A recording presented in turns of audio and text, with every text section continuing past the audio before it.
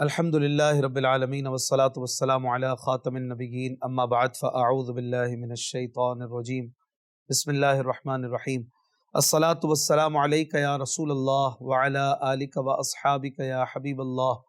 الصلاة والسلام علیک یا نبی اللہ وعلی آلک واصحابک یا نور اللہ۔ اللہ کے آخری نبی صلی اللہ علیہ وسلم کا فرمان عالی شان ہے،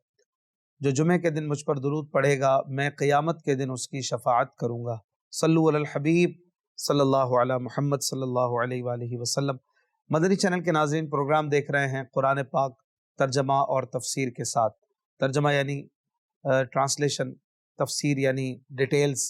قرآن کی جو تفصیل ہوتی ہے اس کو تفسیر رے کے ساتھ تفسیر کہا جاتا ہے،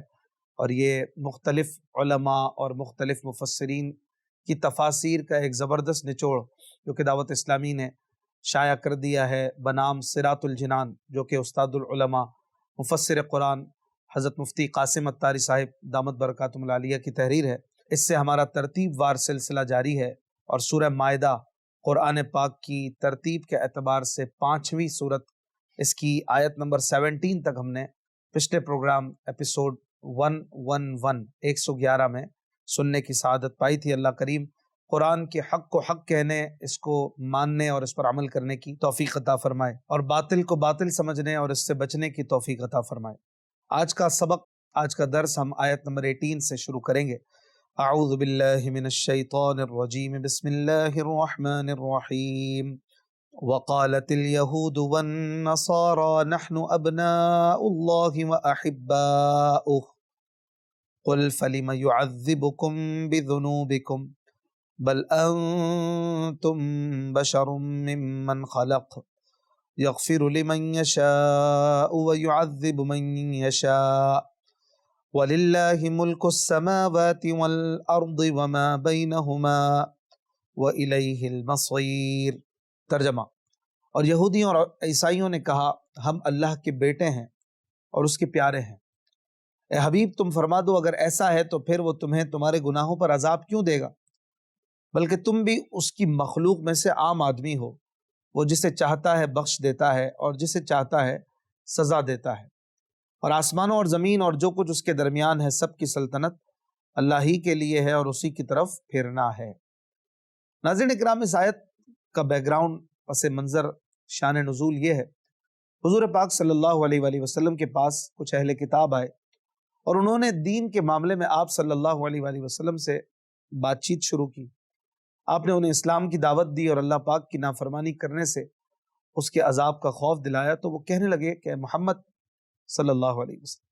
آپ ہمیں کیا ڈراتے ہیں، ہم تو اللہ کے بیٹے اور اس کے پیارے ہیں۔ اس پر یہ آیت نازل ہوئی، اور یہودیوں کا جو مطلب تھا وہ یہ تھا کہ ہم خدا کو ایسے پیارے ہیں جیسا بیٹا باپ کو، کیونکہ بیٹا کتنا ہی برا کیوں نہ ہو مگر باپ اس کو پیارا ہی رکھتا ہے، اور ہم بھی ایسے ہی ہیں۔ یہاں بیٹے سے مراد اولاد نہیں، کیونکہ وہ اپنے آپ کو اس معنی میں، اولاد کے معنی میں خدا کا بیٹا نہیں کہتے تھے،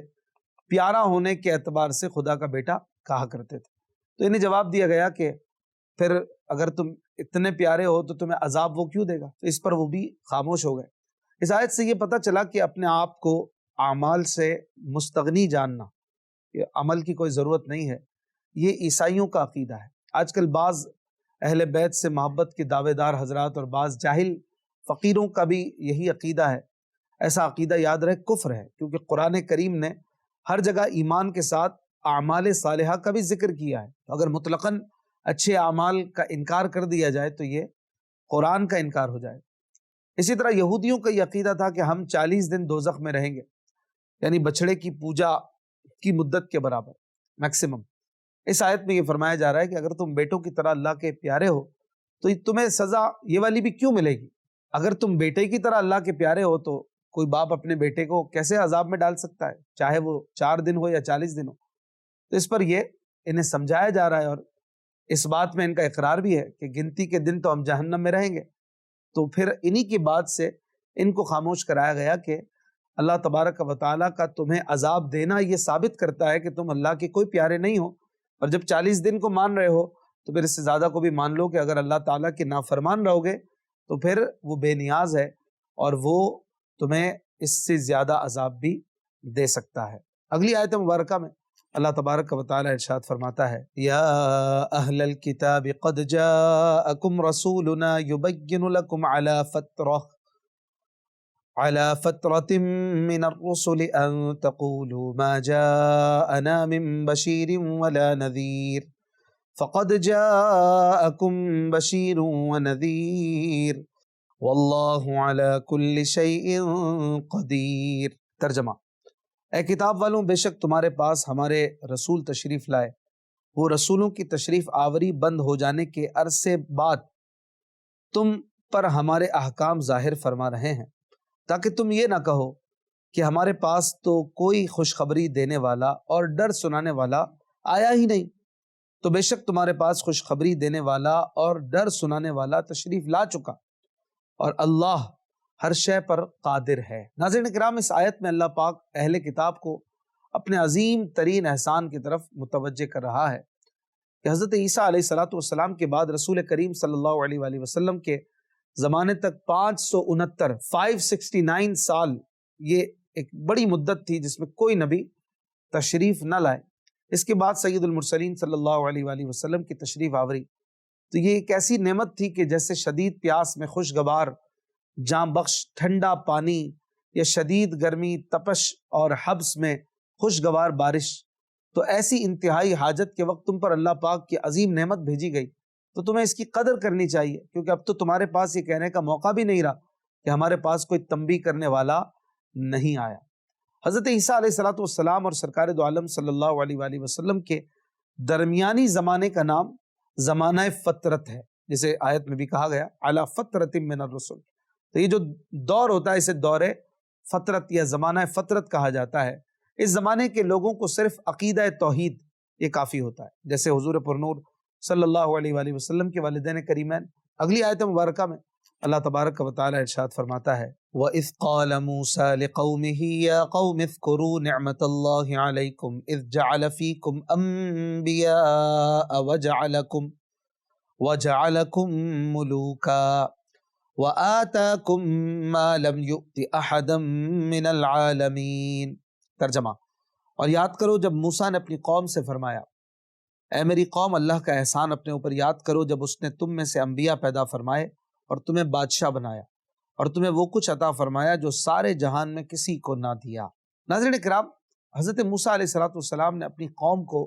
اللہ پاک کے شکر ادا کرنے کی تلقین فرمائی تھی اور انہیں اللہ کی عظیم نعمتیں یاد فرمائیں، اور بطور خاص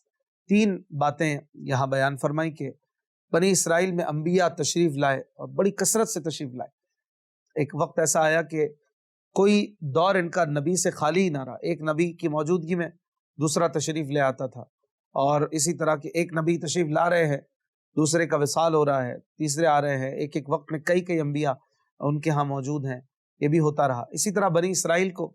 حکومت اور سلطنت سے نوازا گیا، یہ دوسری نعمت کا ذکر اس آیت میں ہوا، اور فرعونیوں کے ہاتھوں میں قید ہونے کے بعد ان کو غلامی سے نجات دی گئی۔ دوسرا قول یہ بھی ہے کہ ملوک یعنی بادشاہ سے مراد ہے خادموں اور سواریوں کا مالک ہونا۔ حضرت ابو سعید خدری رضی اللہ عنہ سے مروی ہے کہ سرکار دو عالم صلی اللہ علیہ وآلہ وسلم نے فرمایا کہ بنی اسرائیل میں جو کوئی خادم اور عورت اور سواری رکھتا وہ ملک کہلایا جاتا تھا، بادشاہ کہلایا جاتا تھا۔ اسی طرح ایک اور نعمت جو انہیں عطا کی گئی، اور یہ وہ نعمت ہے جو کسی قوم کو نہ ملی دنیا میں، وہ من و سلوا کا اترنا، دریا کا ان کے لیے پھٹ جانا، پتھر سے چشموں کا جاری ہو جانا وغیرہ، یہ ان کے لیے بڑی نعمتیں اللہ پاک نے عطا فرمائی، اور ان کا ذکر حضرت موسیٰ علیہ السلام بھی فرمایا کرتے تھے۔ اس آیت سے اور اس میں خاص طور پر جو پہلی نعمت بیان ہوئی، اس سے یہ پتہ چلا کہ پیغمبروں کی تشریف آوری یہ بھی اللہ پاک کی بہت بڑی نعمت ہے۔ حضرت موسیٰ علیہ السلام نے اپنی قوم کو اس کے ذکر کرنے کا حکم دیا، یاد کرو اس نعمت کو۔ تو وہ نعمت سب سے پہلی کون سی تھی کہ تمہیں پیغمبروں سے اور نبیوں سے مشرف کیا، اور یقیناً یہ بہت زیادہ برکتوں کا سبب ہے، اور اس سے یہ بھی پتہ چلا کہ تاجدار رسالت صلی اللہ علیہ وآلہ وسلم کی تشریف آوری یہ کتنی بڑی نعمت ہے، اور آپ صلی اللہ علیہ وآلہ وسلم کی تشریف آوری کو یاد کرنا اور اس پر اللہ کا شکر ادا کرنا، اسی کو میلاد کہا جاتا ہے۔ اور اس آیت میں میلاد منانے کی واضح دلیل ملتی ہے کہ جب انبیاء بنی اسرائیل کی تشریف آوری نعمت ہے، تو سب انبیاء کے آقا مدینے والے مصطفیٰ صلی اللہ علیہ وآلہ وسلم کی ذات سے بڑھ کر کون سی ذات ہو سکتی ہے کہ جس پر اللہ تبارک و تعالیٰ کی نعمت کا اطلاق کیا جائے؟ تو اللہ تبارک و تعالیٰ کہ نبی محمد عربی صلی اللہ علیہ وسلم کی ولادت کو جاننا، ماننا اور اس کو میلاد کے طور پر ڈسکس کرنا، اس کے لیے محافل سجانا اور شکریہ رب کریم کا ادا کرنا، یہ بھی اس آیت سے ثابت ہوتا ہے۔ اللہ تبارک و تعالیٰ قرآن پاک میں فرماتا ہے لقد من اللہ علی المؤمنین اذ بعث فیہم رسولا، بے شک اللہ نے مومنوں پر احسان فرمایا جب ان میں عظیم رسول مبعوث فرمایا، اور یہاں پہ رسول سے مراد محمد صلی اللہ علیہ وآلہ وسلم کی ذات ہے۔ تو پتہ چلا کہ حضور پاک صلی اللہ علیہ وسلم کی ولادت کی خوشی منانا یہ بدرجہ اولا ایک اچھا اور بڑا ہی زبردست کام ہے، اور اللہ پاک کے نزدیک ایک محبوب عمل ہے۔ جبھی تو اس بات کو اللہ پاک آیت میں حضرت موسیٰ علیہ السلام کے قول کے طور پر بیان بھی فرما رہے ہیں، اور آنے والے لوگوں کے لیے ایک نصیحت کے طور پر اس کا ذکر کیا جا رہا ہے۔ اسی طرح اس آیت میں جو دوسری نعمت بیان کی گئی حکومت و سلطنت اور اقتدار کے حوالے سے، تو یہ بھی ایک اللہ کی بہت بڑی نعمت ہے اور اس کا بھی شکر ادا کرنا چاہیے۔ اور اس کے شکر کا بہترین طریقہ یہ ہے کہ حکومت اور سلطنت کو اللہ پاک کے بتائے ہوئے طریقے کے مطابق چلایا جائے، غریبوں کی مدد کی جائے، لوگوں کے حقوق دلائے جائیں، ظلم کا خاتمہ ہو، ملک کے باشندوں کو امن اور سکون کی زندگی گزارنے کے مواقع فراہم کیے جائے، یہ حاکم کا اور جو صاحب اقتدار ہے اس کا فریضہ ہے۔ اور حکمرانوں کو اللہ کے رسول صلی اللہ علیہ وآلہ وسلم نے بھی جا بجا نصیحتیں اور احکامات صادر فرمائے ہیں، جیسا کہ حضرت معقل بن یسار رضی اللہ عنہ سے مروی ہے، سید المرسلین صلی اللہ علیہ وآلہ وسلم نے فرمایا کہ جس شخص کو اللہ پاک نے کسی رعایا کا حکمران بنایا اور وہ خیرخواہی کے ساتھ ان کی نگہبانی کا فریضہ ادا نہ کرے تو وہ جنت کی خوشبو تک نہ پا سکے گا۔ اسی طرح انہی سے روایت ہے نبی کریم صلی اللہ علیہ وسلم کا فرمان کہ مسلمانوں کو جس والی کی رعایا بنایا جائے پھر وہ ایسی حالت میں مرے کہ اس نے مسلمانوں کے حقوق چھینے ہوں تو اللہ پاک اس پر جنت حرام فرما دیتا ہے۔ تو جہاں حکمرانی بہت بڑی نعمت ہے وہیں بہت بڑی ذمہ داری بھی ہے۔ حضرت عائشہ صدیقہ رضی اللہ عنہا فرماتی ہیں میں نے حضور اقدس صلی اللہ علیہ وآلہ وسلم کو یہ دعا کرتے ہوئے سنا، اے اللہ میری امت کا جو شخص بھی کسی پر والی اور حاکم ہو اور وہ ان پر سختی کرے تو تو بھی اس پر سختی کر، اور اگر وہ ان پر نرمی کرے تو تو بھی اس پر نرمی کر۔ سبحان اللہ۔ حضرت ابو مریم رضی اللہ عنہ سے روایت ہے کہ نبی کریم صلی اللہ علیہ وآلہ وسلم نے فرمایا جسے اللہ پاک مسلمانوں کی کسی کام کا والی بنائے اور وہ ان کی حاجت مندی، بے کسی اور غریبی میں ان سے کنارہ کشی کرے تو اللہ تعالیٰ اس کی حاجت مندی، بے کسی اور غریبی میں اسے چھوڑ دے گا۔ تو یہ بہت بڑا کام ہے، اقتدار بہت بڑی ذمہ داری، اور اسے بوجھ کہا جا سکتا ہے۔ حضرت عمر بن عبدالعزیز رضی اللہ عنہ کی زوجہ محترمہ فرماتی ہیں کہ جب آپ رضی اللہ عنہ مرتبہ خلافت پر فائز ہوئے تو گھر آ کر مصلی پر بیٹھ کر رونے لگے، اور اتنا روئے کہ آپ کی داڑھی مبارک آنسوؤں سے بھیگ گئی۔ یہ دیکھ کر وہ کہتی ہیں کہ اے امیر المومنین آپ کیوں رو رہے ہیں؟ آپ رضی اللہ عنہ نے فرمایا کہ میری گردن پر تاجدار رسالت صلی اللہ علیہ وآلہ وسلم کی امت کا بوجھ ڈال دیا گیا ہے، اور جب میں نے بھوکے، فقیروں، مریضوں، مظلوم قیدیوں، مسافروں، بوڑھوں، بچوں اور عیال داروں، الغرض پوری سلطنت کے مصیبت زدوں کی خبر گیری کے بارے میں سوچا اور غور کیا، اور مجھے معلوم ہے کہ میرا رب قیامت کے دن ان کے بارے میں مجھ سے سوال کرے گا، تو اب مجھے اس بات سے ڈر لگ رہا ہے کہ کہیں ایسا نہ ہو کہ مجھ سے ان کے بارے میں جواب نہ بن پڑے۔ بس میں اسی باری ذمہ داری اور اس کے بارے میں سوال اور احتساب کی فکر کی وجہ سے، جو قیامت کے دن کا احتساب ہے، اس کی وجہ سے رو رہا ہوں۔ اللہ اکبر۔ اللہ پاک ہمارے حکمرانوں کو بھی ان باتوں پر چلنے اور سمجھنے کی توفیق عطا کرے۔ اگلی آیت میں اللہ تبارک و تعالی ارشاد فرماتا ہے یا قوم ادخلوا الارض المقدسة التي كتب الله لكم ولا ترتدوا على ادباركم فتنقلبوا خاسرین۔ ترجمہ، موسیٰ نے فرمایا اے میری قوم اس پاک سرزمین میں داخل ہو جاؤ جو اللہ نے تمہارے لیے لکھ دی ہے، اور اپنی پیٹھ پیچھے نہ پھرو کہ تم نقصان اٹھاتے ہوئے پلٹو گے۔ حضرت موسیٰ علیہ السلام نے جب اپنی قوم کو اللہ پاک کی نعمتیں یاد دلا دی، اس کے بعد دشمنوں پر جہاد کے لیے نکلنے کا حکم صادر فرمایا، حکم دیا، اور کہا کہ اے قوم مقدس سرزمین میں داخل ہو جاؤ۔ اس سرزمین کو مقدس اس لیے کہا کہ وہ انبیاء علیہ السلام کی رہائش گاہ تھی۔ اس سے یہ بھی پتہ چلا کہ انبیاء اکرام کی رہائش گاہ جہاں ہو اس زمین کو مقدس کہا جاتا ہے، وہ زمین بھی مشرف ہو جاتی ہے اور دوسروں کے لیے برکت کا باعث ہوتی ہے۔ دیکھیں قرآن اس بات کو انڈوز کر رہا ہے، کنفرم کر رہا ہے کہ حضرت موسیٰ نے جو فرمایا تھا وہ بالکل درست فرمایا تھا، اور وہ زمین مقدس تھی۔ قلبی سے منقول ہے، حضرت ابراہیم علیہ السلام جب کوہ لبنان پر چڑھے تو آپ سے کہا گیا دیکھیے جہاں تک آپ کی نظر پہنچے وہ جگہ مقدس ہے، اور آپ علیہ السلام کی اولاد کی میراث ہے۔ یہ سرزمین طور اور اس کے ارد گرد کی زمین تھی، اور ایک قول یہ ہے کہ یہ تمام ملک شام جو ہے وہ اسی میں داخل ہے، اور یہ حضرت ابراہیم کی نگاہ کا صدقہ ہے کہ جہاں تک آپ نے دیکھا وہ ان کی اولاد کی وراثت اللہ پاک نے بنا دی۔ اگلی آیت میں اللہ تبارک و تعالی ارشاد فرماتا ہے قالوا یا موسیٰ ان فیہا قوما جبارین وَإِنَّا لَن نَّدْخُلَهَا حَتَّى يَخْرُجُوا مِنْهَا فَإِن يَخْرُجُوا مِنْهَا فَإِنَّا دَاخِلُونَ۔ ترجمہ، قوم نے کہا اے موسیٰ اس سرزمین میں تو بڑے زبردست لوگ ہیں اور ہم اس میں ہرگز داخل نہ ہوں گے جب تک وہ وہاں سے نکل نہ جائیں، تو اگر وہ وہاں سے نکل جائیں تو پھر ہم اس شہر میں داخل ہو جائیں گے۔ تو یہ ان کی قوم کی ایک بڑی منافقانہ ایک روش تھی اور ایک بڑی ہی سستی تھی، اللہ پاک کی نافرمانی اور اللہ کے نبی کی مسخرے بازی کہا جا سکتا ہے۔ انہوں نے بالکل ہی جہاد سے اپنا ہاتھ ہی اٹھا لیا، اور حضرت موسیٰ علیہ السلام نے جب انہیں شہر میں داخل ہونے کا حکم دیا تو بزدلی کا مظاہرہ کیا، اور ذرا سا خیال نہ کیا کہ اتنی ساری نعمتیں دینے والے رب اور اس کے خلیفہ اس کے نبی حضرت موسیٰ علیہ السلام کے ساتھ ایسا جواب دے دیا جائے، لیکن انہوں نے ایسا ہی کیا۔ آگے اللہ پاک ارشاد فرماتا ہے قال رجلان من الذين يخافون انعم الله عليهم ادخلوا عليهم الباب فاذا دخلتموه فانكم غالبون وعلى الله فتوكلوا ان كنتم مؤمنين۔ ترجمہ، اللہ سے ڈرنے والوں میں سے وہ دو مرد جن پر اللہ نے احسان کیا تھا انہوں نے کہا شہر کے دروازے سے ان پر داخل ہو جاؤ، تو جب تم دروازے میں داخل ہو جاؤ گے تو تم ہی غالب ہوگے،